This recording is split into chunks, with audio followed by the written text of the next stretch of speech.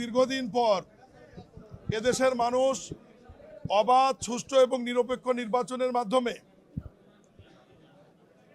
বড় ধরনের একটি ম্যান্ডেট দিয়ে বাংলাদেশ জাতীয়তাবাদী দল বিএনপিকে সরকার গঠনের সুযোগ দিয়েছেন।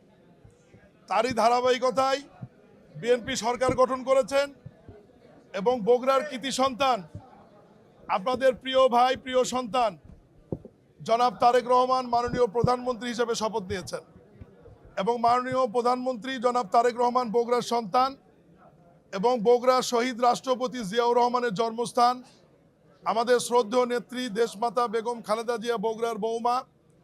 দীর্ঘদিন যাবৎ এই বগুড়ার মানুষ উন্নয়ন বঞ্চিত, এই বঞ্চনা বা বঞ্চিত ধারাবাহিকতাকে অন্য জেলার সাথে সমন্বয় করবার জন্য যে উন্নয়নের ঘাটতি রয়েছে, যেটা করবার প্রয়োজন, সে বিষয় নিয়েই দুই সংসদ সদস্য সহ জেলা প্রশাসক মহোদয় সহ আমরা বিভাগীয় প্রধানদেরকে অনুরোধ করেছি যে কোন বিভাগের কি প্রয়োজন এবং বিগত সময়ে কি হয়নি আমাদেরকে আগামী 7 দিনের মধ্যে জেলা প্রশাসক মহোদয়ের কাছে সেটা তারা উপস্থাপন করবেন এবং এই কর্মসূচিগুলো হতে হবে সাধারণ মানুষের জন্যে, জনবান্ধব এবং সাধারণ মানুষ উপকৃত হবে।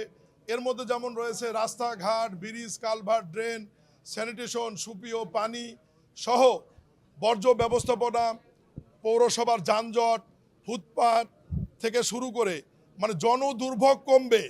এর মধ্যে আইন শৃঙ্খলার বিষয় রয়েছে, যাতে এই যে বিভিন্ন ছোরা চাকু সহ বিভিন্ন বিষয় নিয়ে ইদানিং অনেক তৎপরতা লক্ষ্য করা যাচ্ছে, মাদকের বিষয় রয়েছে। সব বিষয় নিয়ে আমরা প্রথম মত বিনিময়ে সবাই সার্বিক কথা হয়েছে। তো সার্বিকভাবে বগুড়া যে অন্য জেলার চাইতে খুব একটা খারাপ অবস্থানে আছে আইন শৃঙ্খলা, এটা বলবো না, তবে আরও উন্নতি করার প্রয়োজন। সেই বিষয়ে প্রশাসনের সংশ্লিষ্ট বিভাগের কর্মকর্তারা সক্রিয় থাকবেন। আর উন্নয়নের বিষয়ে সরকারের বয়স কেবল 10 দিন, আমরা কাজ শুরু করেছি এবং আজকে আমরা বিভাগীয় প্রধানদেরকে অনুরোধ করেছি যে বগুড়ার 7টি আসনে আমাদের 12টি উপজেলা এবং 12টি পৌরসভার কোথায় কি প্রয়োজন এই বিষয়গুলো 7 দিনের মধ্যে জেলা প্রশাসক মহোদয়ের কাছে তারা প্রতিবেদন আকারে দিলে আমি জেলা প্রশাসক মহোদয়ের সাথে বসে সংশ্লিষ্ট মন্ত্রণালয়গুলোতে কথা বলে দ্রুততম সময়ের মধ্যে বগুড়ার এই উন্নয়ন বঞ্চিত বগুড়া জেলায় যাতে কাজগুলো শুরু হয় এ ব্যাপারে আমরা পদক্ষেপ নেব। আর সবচেয়ে বড় প্রকল্পগুলি যেমন বিমানবন্দর, সিরাজগঞ্জ থেকে বগুড়া রেল সংযোগ, আমাদের বগুড়ার বিশ্ববিদ্যালয়, বগুড়ার সিটি কর্পোরেশন, এই বিষয়গুলো যাতে দ্রুত সময়ের মধ্যে বাস্তবায়ন হয় এ ব্যাপারে আমরা কথা বলেছি এবং আমাদের অগ্রগতি কত দূর আছে সেটা আমরা জানার চেষ্টা করেছি এবং ওই অগ্রগতি থেকে শেষ পর্যন্ত নিয়ে গেতে কী করার প্রয়োজন জেলা প্রশাসক মহোদয় আমাদেরকে সেটা বলেছে। আমরা এ বিষয়ে দ্রুত পদক্ষেপ নিয়ে যাতে এগুলো বাস্তবায়ন হয় আমরা এই বিষয়গুলো দেখবো ইনশাল্লাহ। করতা নদীর ব্যাপারে অনেক একটি বড় প্রকল্প, এটা একনেকে অনুমোদনের অপেক্ষায় রয়েছে, প্রায় 3000 কোটি টাকার একটি প্রকল্প।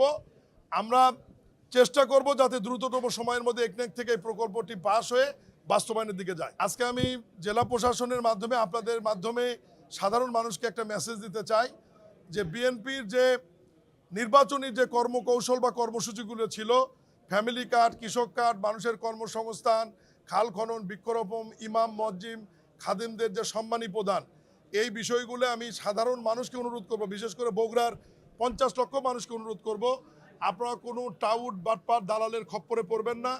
এ সমস্ত কার্ড নেওয়ার জন্য কাকে কোনো উপঢৌকন বা ঘুষ বা টাকা দিবেন না।